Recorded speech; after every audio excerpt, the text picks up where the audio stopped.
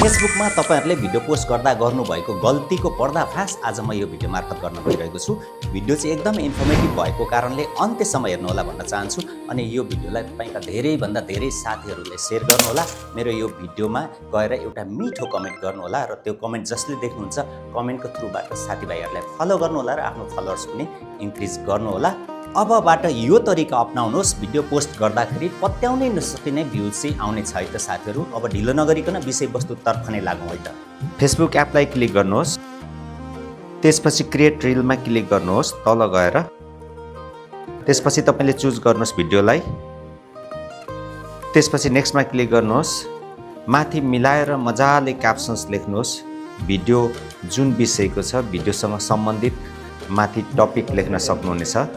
एकदमै मिठोसँगले राम्रोसँग शब्द चयनहरुलाई मिलाएर एउटा टपिक एकदम क्याची खालको टपिक लेख्नुहोस्। त्यसपछि यहाँ भिडियोसँग सम्बन्धित एकदमै मिठो खालको क्याप्सन लेख्न सक्नुहुनेछ। यसलाई चाहिँ त्यति धेरै लामो नलेख्नु होला, ठिक्क मिलाएर लेख्नु होला।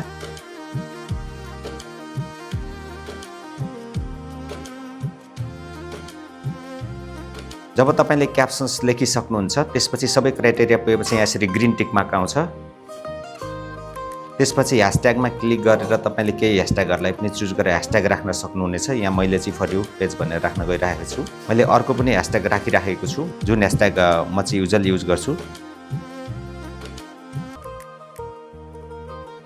त्यसपछि यहाँ गएर तपाईले लोकेसनलाई चाहिँ चुज गर्न सक्नुहुन्छ।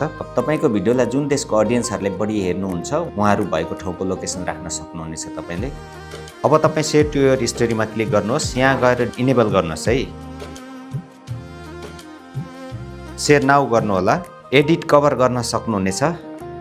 त्यसपछि अपलोड गर्नु होला। रिल अपलोड भइराखेको छ, हाम्रो रिल पनि अपलोड भइसकेको छ। यसै गरेर तपाईले पनि आएर आफ्नो भिडियो यदि पोस्ट गर्नुहुन्छ भनेदेखि तपाईले सोचेको जस्तो भ्युज पाउनुहुनेछ। Thank you for watching this video guys.